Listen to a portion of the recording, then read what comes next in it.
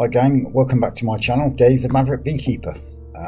Hopefully you enjoyed the first part of Brother Adam and the origins of the Buckfast bee. We're going to go on to part 2 in a minute, but first some news. If you remember a couple of videos ago I mentioned my bee shed being decapitated by 100-mile-an-hour winds. Well, the news is the roof's back on, it's been reinforced and everything is fine and dandy. However, my electrics, i.e. my strip lights, are shrapnel and did not survive. Such is life. So that's another job for me to do when I get home. And a quick message to Andy down in Brooklyn's honeybees. Don't worry mate, I'm not going to do a Q&A. I have more questions than I have answers. I've seen your rant and it's fair enough. So without further ado, we'll go on to part 2 of Brother Adam and the origins of the Buckfast bees. Enjoy. Brother Adam realised that the survival of the black bee combined with the Ligurian strain was a viable proposal to combine genetics to improve strength of the line.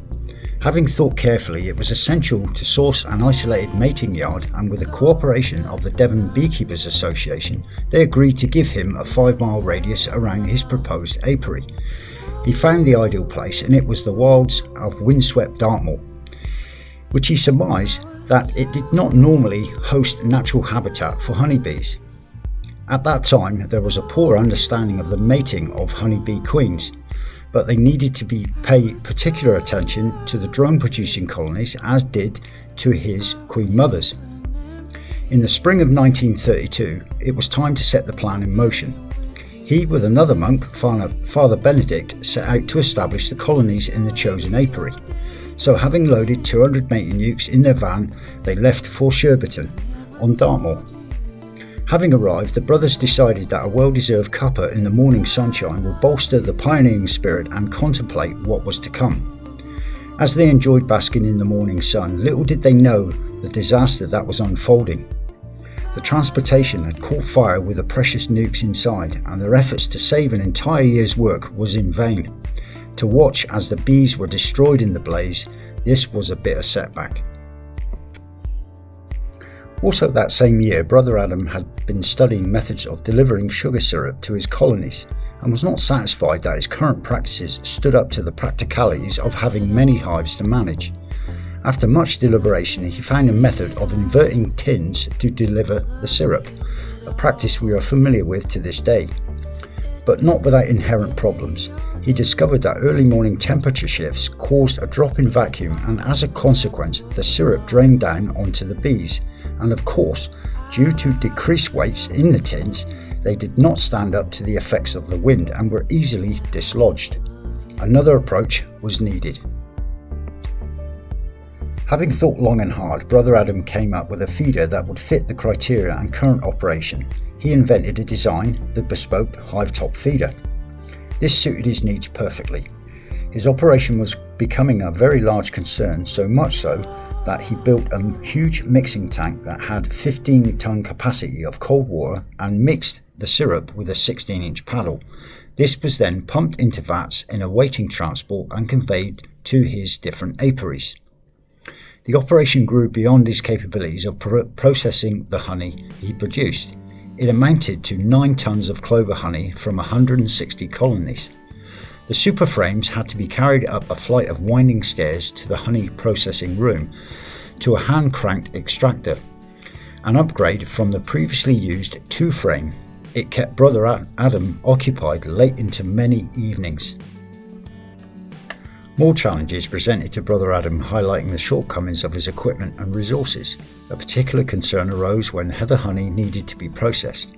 As most of you will know, this type of resource cannot be handled in the normal way, as this is a thixotropic, meaning that it is gelatinous, not unlike Manuka honey from New Zealand. So this must be extracted by means of heat and pressure exerted on the frame comb. As always, Brother Adam took this in his stride and put pencil to paper, and in cooperation with a draftsman, the prototype of his honey press was born. After some fine-tuning, the press was able to accommodate a stack of 10 combs. This was heated and pressed to 1/2 inch wafer of wax, and it achieved the ability to produce 2 tons of honey per day. This of course required a storage plan, that could match the output. Therefore, Brother Adam built 11 storage tanks with the capability of holding 27.5 tonnes of honey and the capacity to preheat the honey as part of the bottling process. Of course, this amount of toil would not have been possible without the help of other monks from the Abbey. But that said, he wasn't far away and always in the thick of it, not only in the processing but also raising 500 queens a year to sell and helping in the Abbey kitchens.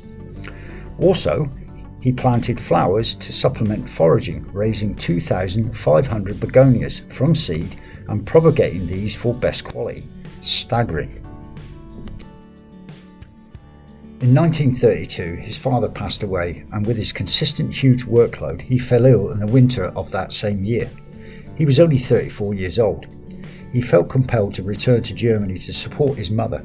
He spent 3 months in his home country but returned in the spring to take care of his bees.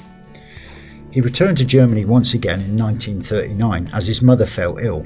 Compounding his concern was a sinister rising of Nazism and growing indoctrination of its citizens and ideals. He feared for his mother and his Germany's charted course, which is now part of history. Of course, this did not stop his drive to succeed. He fell ill again, and his medical diagnosis suggested that he developed a heart condition from overwork, and it was indicated that only a complete withdrawal from toil would ensure his well-being. Of course, you guessed it, not a chance. So he compromised and limited himself to half an hour each day overseeing the work to the honey house. To his satisfaction, it was completed in 1940. He spent the entire winter convalescing and reading, finally emerging in the spring with a fresh outlook and impetus to seek out better genetics, therefore improving his stock of bees at the Abbey. There was only one problem. Because most of the monks were from German descent, it was prudent to continue with honey production and maintain good relationships with the community. The war eventually reached its conclusion and the process of rebuilding began. On the 20th of March 1950, Brother Adam set out in his Austin A40 armed with a smoker, veil and his sampling material. So began his quest to seek out the pure strains of bees. This was more difficult than he first estimated. His journey continued in the pursuit of his goal, which took him to different monasteries to lodge and visiting apiaries to convince keepers to part with their queen bees, and also visiting university scientists as part of his research. Unlike his earlier travels, he was known by most, therefore his presence was not unexpected. Throughout his travels and the quest to seek out pure strains of bees, his collection grew to 1,300 honeybee samples, a collection that would not be possible to collect due to hybridization of today. He also shipped as many species as he could to his assistant to be introduced into his own nucleus colonies. He even had the blessing of the government to write his own import licenses. But that was only a precursor to his later exploits that will take him to the far-flung places around the globe. Well folks, that concludes part 2 of Brother Adam and the origins of the Buckfast bees. So if you like how the series is going, thumbs up please, comments below. Anybody who's new to the channel, welcome. And if you're wondering what the hell I'm waffling on about, there's a link in the top which will put you through to the first video about Brother Adam. So fill your boots. Thanks for looking at the channel and thanks for following me, and once again thanks for everybody who's looked at the first part. The response has been really good and I really appreciate your support. So next time, part 3 and the final part of Brother Adam. There's also a book available and it's called For the Love of Bees. It's just here and it contains more information of what I've been talking about. I've only dragged bits and pieces off of the internet and I've really bullet pointed it and just had the main highlights of how he got to the place he got to and the inventions and all the things he considered. So it leaves me to say thank you again, and I will see you very soon on the flip side of the brood phone. Cheerio.